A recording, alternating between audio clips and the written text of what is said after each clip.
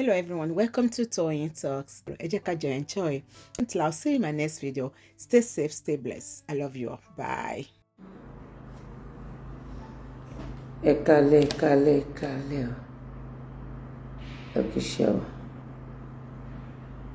She that done about going.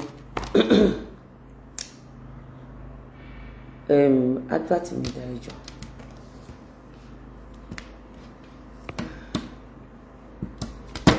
Ekale o nti. Ẹ bá mi lò wá. Ekale ẹ bá mi share.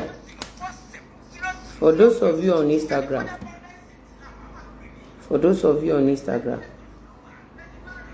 Look at this video. Look at this picture. Come inside.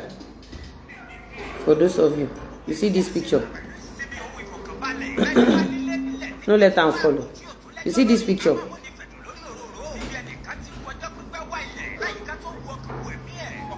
You see this picture. Did you see what they wrote here?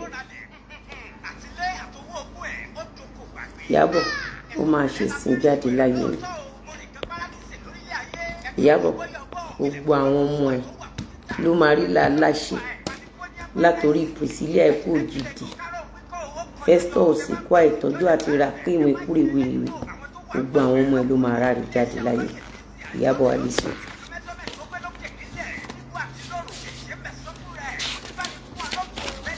Ṣebí ìgbà tó ṣe ti tèmi. Tí mo sọ fáwọn èèyàn pé lórí burúkú ẹ̀dá ni àwọn èèyàn ṣe bí ká ní pé ẹ wo lady I don't know this lady but I saw this lady being bullied. This lady,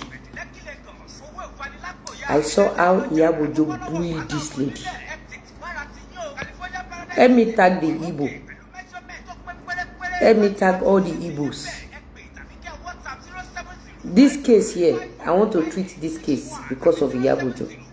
It was Iyabo that commented here, this sacred place, against this family. Let me tag all these Igbo people. Let me tag this lady. Let me tag this lady. Let me tag the husband. Help me tag the first wife.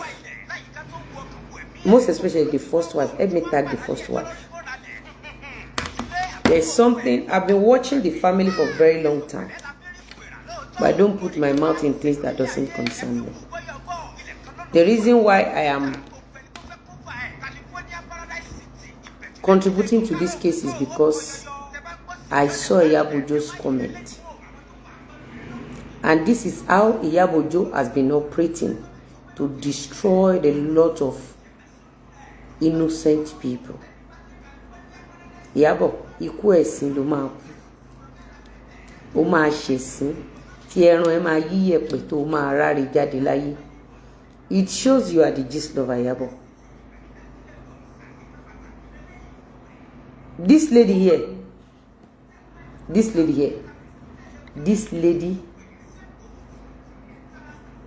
she was being bullied beyond human. You see, the senior wife of this lady, the worst thing is this. Iyabo does not even love the other woman. As a matter of fact, the other woman is in bigger trouble than this lady. Iyabo just used the other woman as a tools. Eba mi tajo, ape mélòó ba ẹ̀yin mélòó lẹ ń wò mí. Tá bá pé 500 ká bẹ̀rẹ̀ show ni. Iyabo tún ṣe ẹ̀sìn lẹ́ẹ̀kan sí o. Ó tún ṣe ẹ̀sìn eléyìí lẹ́ẹ̀kan sí o. Ẹ̀sìn eléyìí lágbára o.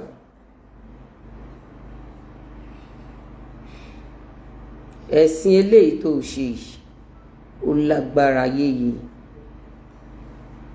Ẹ̀sìn yìí pọ̀.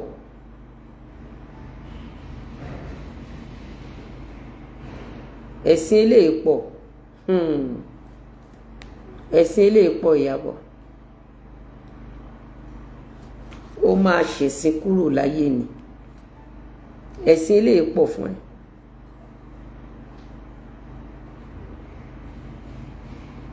tá bá pé 500 kẹ́ jẹ́ kí n mọ̀ help me tag this lady and the husband, most especially the senior wife. Help me tag them. Iyabo Ojo ti bà nǹkan jẹ́ London Gist Lover yẹn ó ti bà oríṣiríṣi nǹkan jẹ́ ó ti sọ ọ̀pọ̀lọpọ̀ ilé ọlá dàwòrò London Gist Lover yẹn. I knew she was the one destroying that family, but tá a bá sọ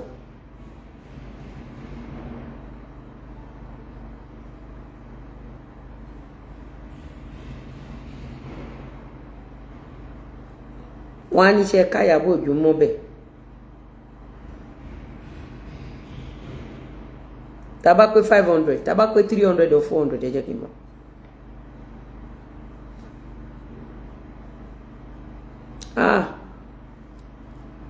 Iyabo Ojo ṣẹ̀sìn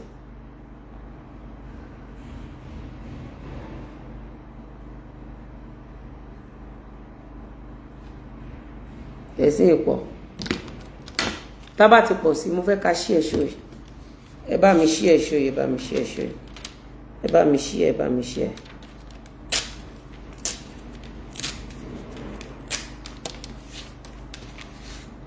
Iyabo o máa dúró èèyàn o máa dúró ẹ̀jẹ̀ tó wà lọ́rùn ẹ̀. When the son your Edochie or is it your Edochie ba? Let me tag the your Edochie. They are flagging, I know they are flagging. Kí ni nọ́mbà àǹtí ó dá ipa ti fún ní nọ́mbà bá mi pe Àbẹ̀fẹ́ pàṣẹ àti fún àǹtí ní nọ́mbà. Fúnkẹ́ Ayẹni prayer táwa ti ṣe látàárọ̀ àná látàárọ̀ èní prayer tá a ṣe láàárọ̀ ẹ̀yin ò ń chẹ́ẹ̀kì péjì ni. Iyabo, you are a disaster in Yoruba community. Iyabo Lizzy, you are a disgrace. You are a mess and you are a shame. Iyabo Lizzy Ojo. It's quite unfortunate the Yoruba community watched you destroying a lot of people. So this family receipt and woman file number killer phone. Shati Shirara. New kini bá mi ṣe. Wo ẹni ta fún ní number last kó bá mi fi sí. Jọ̀ọ́ bá mi kọ dáadáa kó neat jọ. Kẹ́ wá snap ẹ sí. Iyabo Lizzy Ojo, you are a disgrace and you are a shame. You are a curse. Iyabo. Ẹni ìpè ni ẹ́, ẹni èṣù ni ẹ́, ẹni òfò ni ẹ́, ẹni àdánù ni ẹ́ Iyabo Ojo. Listen to what you wrote to this lady under the husband's comment. Under the husband post. Your Edochie posted Iyabo Ojo. You now said with your verified page, Iyabo, kò sí bó ṣe lè pẹ́ tó láyé àwọn ọmọ tó jáde láre àtàwọn ọmọ ẹ̀ ara máa ní wọ́n jáde láyé láìpẹ́ ọjọ́ wọn. Mo kórìíra ẹ̀ gan. You see what you are doing here, Iyabo? You are not just bringing a disgrace to yourself or to your children. You are disgracing the Yoruba community. Ẹ̀yin Yorùbá ọmọ yóò ṣàgbà fún káṣọ wálé ojú gbà mí ti fún ìran Yorùbá fún pé ẹgbà olórí burúkú Iyabo Ojo tó ti mọ sàárè àwọn ọmọ ẹ̀ fún pé ẹgbà láyè tó wá gbé ìtìjú. Your Edochie has been battling this Iyabo Ojo's Gist Lovers issue. Do you know that ordinarily the Your Edochie and his wife, they may still be together today, but because Iyabo Ojo is after that Your Edochie life, for reason best known to Iyabo Adesojo. The greatest mistake the Igbo people made is allowing Iyabo Ojo in your midst, and it is good for you.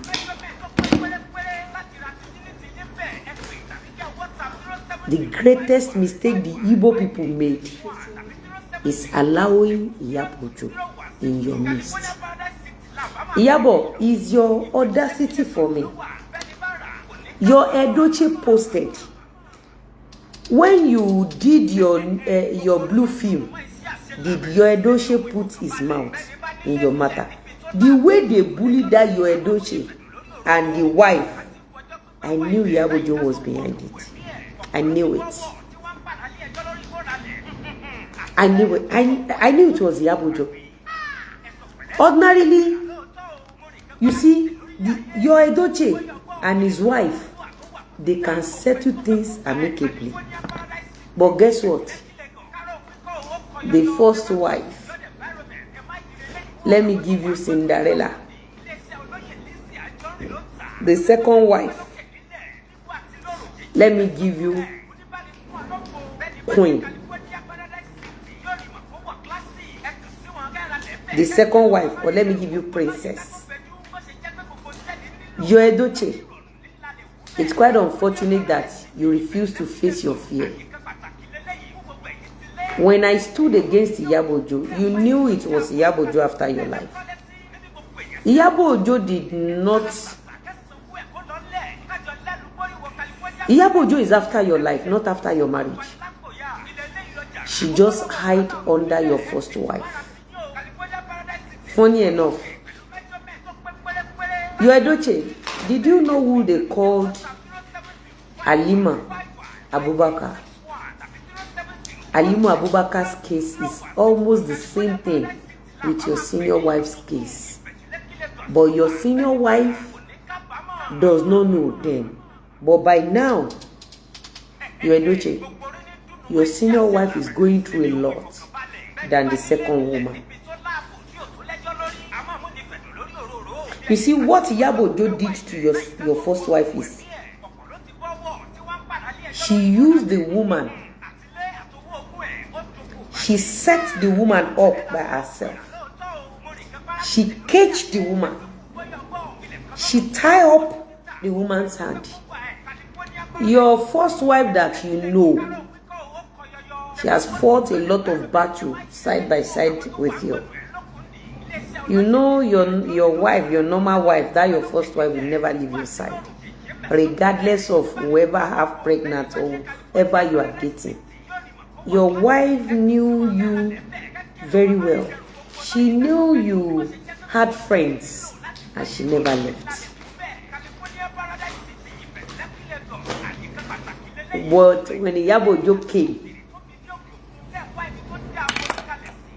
you saw a new woman. You got along with the second woman as an African king. Yoruba adage you say, that's what you did. Ordinarily, you wouldn't have taken the second woman. But what you did is what an average African king does. You showed your first wife that you are the man. The bully was so much. Iyabo Ojo tortured you. The death of your son was not ordinary. It's almost the same thing with the death of Mohbad.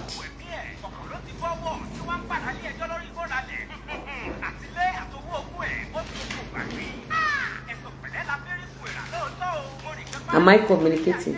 If you look at the death of your son, because your first wife loves you dearly and you love the woman so dearly, the death of that boy is to get at you deeper, is to torture you. I don't know you. Sorry, I'm calling your name tonight. I am sorry. I am sorry. I'm calling your name. I have watched Iyabo Ojo torturing you. and the government failed us. The society failed us. The elders failed us. I saw what Iyabo did to you. When you picked that lady as the second wife, you did what an average African king would do. But deep down in you, you don't intend to take that woman as your second wife. But you are being frustrated. And you show them that you are a king.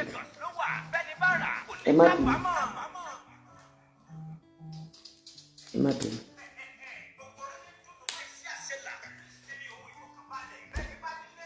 You show them that you are a king. Iyabo tortured that second lady. The second wife he took. Iyabo tortured that lady. I was afraid. I thought that lady would die. But alhamdulillah, that woman is stronger than what I can imagine. That's your second wife. I watch you from afar, you Edochie. I prayed for you. Because what Iyabo did to you, she has done it to my family. But because I stood by my husband,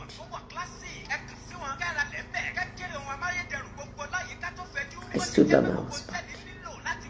I knew Iyabo was behind everything.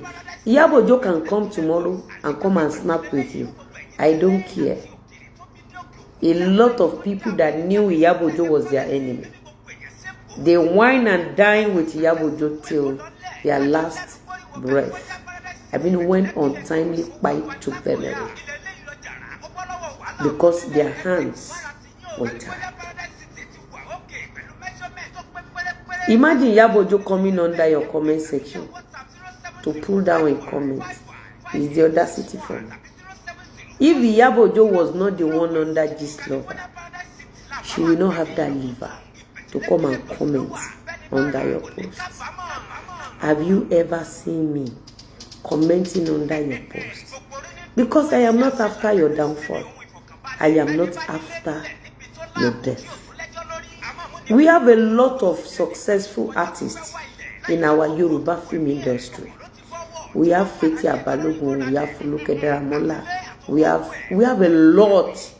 You will never see them commenting where terrible things are happening.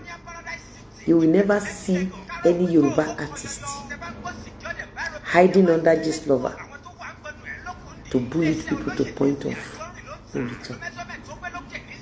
What Iyabo did to you, she has done it to many Yoruba artists. As you can see in history, I've been able to break barrier. I was the only artist. If your husband is not doing well, Iyabo will not come for you. But go and check Iyabo in history. She always been fully involved in all broken marriage in the history of film industry. If we look at one or two that they are still in their husband's house, go and check the history. Iyabo had for once separated them from their husband. Probably after some weeks or months or after some years, when they don't have anywhere to go, they go back to their husband. But go and check history of Iyabo. Go and check history of Iyabo. The longest marriage in history of Yoruba people is 4 years plus. Iyabo scattered that marriage and later become the friend of the wife when the marriage scattered.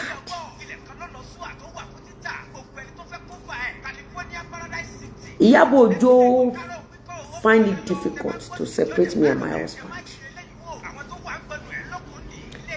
I saw a comment under my post this evening. The comment said I should go and return Mr. Lawal so that Enusho can give me peace. I mean, any show that does not have glory, any show that does not have life, a pathetic beggar like failed Iyabo is the one that wants to give me peace. When I saw that comment this evening, I just laughed. Iyabo always look for one thing or the other to waste people's life, to send people to journey of no return. Mind you, she has no power. She has no money. Iyabo has no life. She is just a pathetic product of a mad woman, a pathetic cursed egg of a mad woman. That is what Iyabo is. I hope you know Iyabo mother was in psychiatric hospital for 30 years. Don't forget that the sperm that claimed to form the Iyabo happens to be a sperm of a rapist, a drunkard, an armed robber, and a killer. Iyabo said it with her mouth that her father was a rapist. Her father does drugs. She does armed robbers, and she did a lot of terrible things. Iyabo, you went on your Edoche's page and wrote, check number 1, May Street, Kama bus stop, off Letters Breathe, beside Action, Court, Facebook monetization Morasi. Iyabo, you gave 100% gist lover caption with this write-up. With this, what? Let me show you this. Let me show you guys. Guys, is this not pure gist lover write-up? I'm coming. Look at. Look at. Under your Edoche. Only check number 1, May Street, Kama bus stop, off Letters Breathe, beside Action, Court, Facebook monetization. See, Etimara under your Edoche.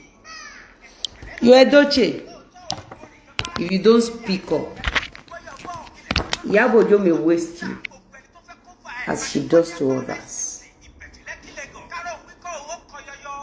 She may waste you. Let me show you guys. Is Iyabo audacity for me?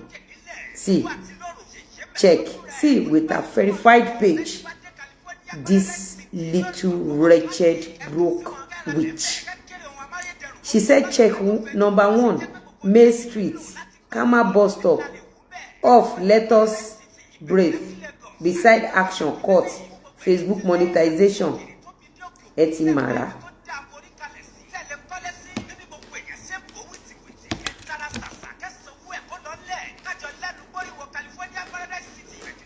Pretty Jilly.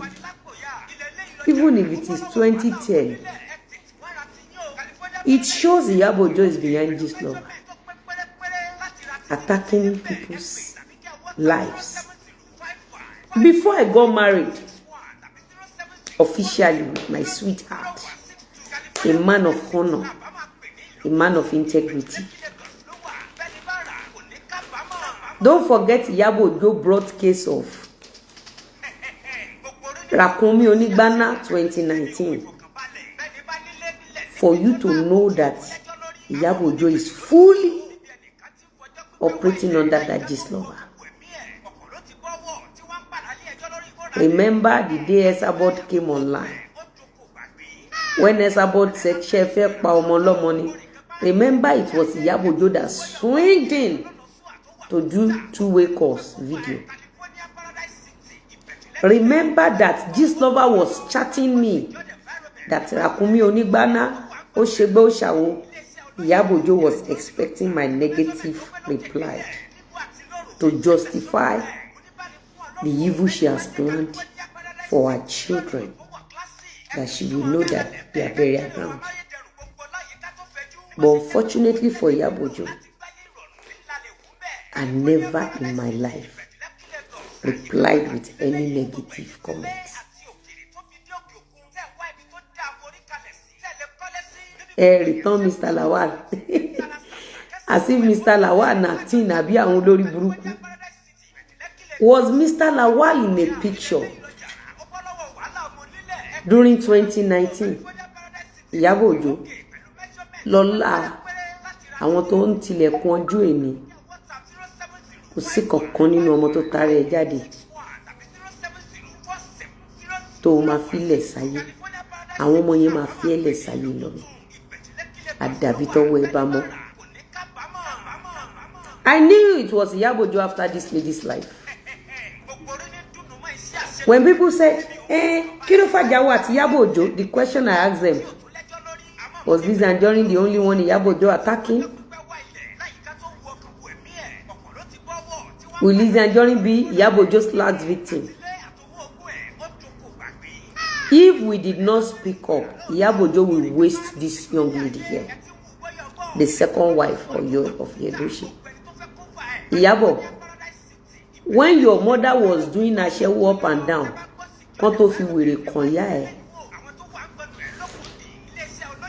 your blue film was leaked.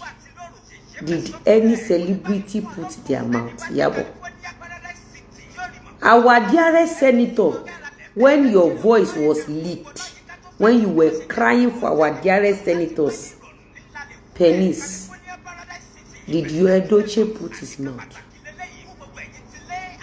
Did Lizzy Anjorin put her mouth? Did Naira Marley put his mouth? Iyabo, o ma rare Jade láyé ni. You are just a disgrace. You are a shame.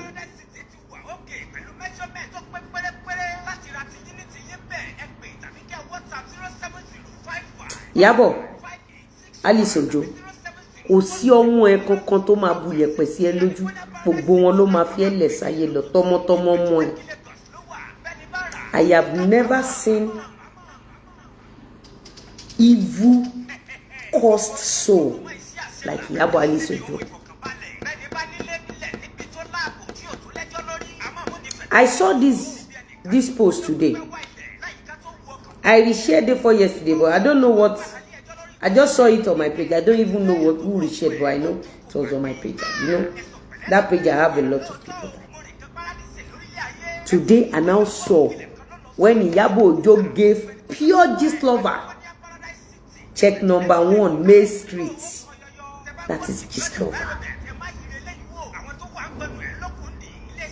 Mr. Lawal is the price. Lizzy bagged a good man. Ẹnu ìṣókòṣì lọ. Kí ni ìyàtọ̀ olórí burúkú ẹnu ìṣó àti olórí burúkú Iyabo Ojo? Iyabo Ojo ẹ̀mí òsúnlé àná ni. Iyabo Ojo ò bọ́kùnrin kankan dalẹ́ rí. Iyabo Ojo lè ọ̀lẹ alápámáṣiṣẹ́ àtòbò jẹun alákìsà jàtìjàtì. I am not your regular customer. I remember during Foluke Daramola's wedding with our dearest brother.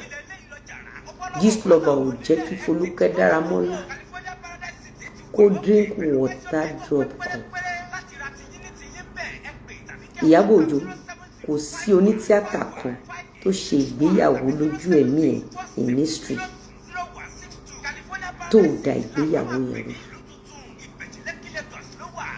Bó ṣe ń da ìgbéyàwó àwọn èèyàn rú, Iyabo, Ọlọ́run á da ìgbéyàwó ọmọ ẹ̀ rú.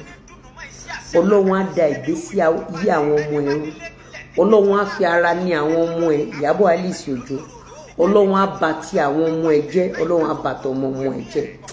Mo detest ẹ, Iyabo. Mo detest. I saw this, imagine, from Yoruba crossing to Igbo setting to cause them pains. You Edochie, if you are watching me, pray for your first wife. Because let me tell you something. Your first wife, you may be seeing her in Qatar, in London, in America, as any man deem it fit to marry her. Not when Iyabo is alive. Not when. Iyabo does not love your first wife. She just hired your first wife. The way she hired a strange woman to come and attack my marriage, it's quite unfortunate. Your first wife, I understand, she's a good woman, she's been human too. But before Iyabo hijacked her, they have used this lover to manipulate and torture that woman beyond repair. Right now, she must have gotten a lot of things against that woman. All of you supporting the first wife, always remember the first wife of your Edochie in prayer. If you remember Alimu Abubakar very well, you will connect the dots. Remember, Alimu Abubakar later disgraced Iyabo. Nobody had an encounter with this lover that did not later cost Iyabo. Iyabo will hire them because Iyabo want to get to one pastor. She wants to be collecting free money from that pastor. Because she want to, by all means, get to that pastor. Iyabo went to go and hire Alimu Abubakar. It was this lover that told us that Alimu Abubakar got pregnant later. She said she bought a child. At a point, the lady was being tortured, tormented, and she fell for the trick. When they now slammed that lady, lawsuit, Iyabo now stepped back. Since the pastor slammed that Abubakar lawsuit, did you see Iyabo with Alimu Abubakar again? Look at Baba Ijesha's case. Iyabo was fully involved with the material.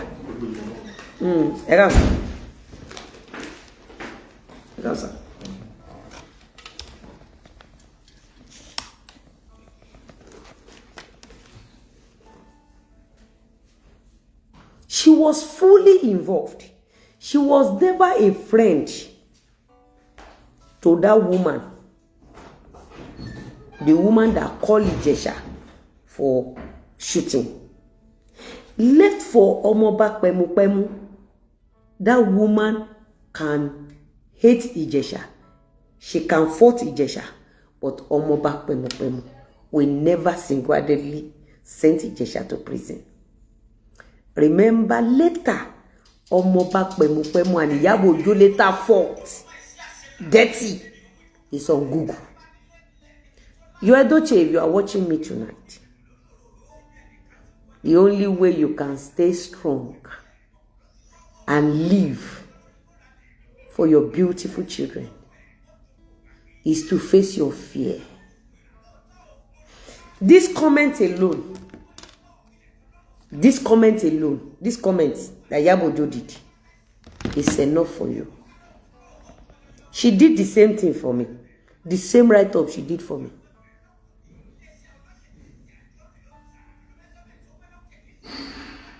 Your Edochie, your first wife, may she live long.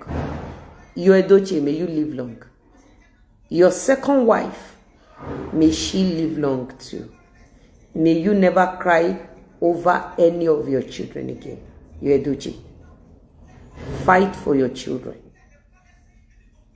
Is either you allow your wife to face Iyabo and sit back like a king that you are and watch her tear Iyabo, never spare her bone. You saw what I have done to her to survive. Apply the same method. That is how you can fight Iyabo. I want you to know that Yoruba people, the Yoruba community, the film industry, the Yoruba film industry, they did not support Iyabo. They did not have hands in what Iyabo has been doing to your family and other families.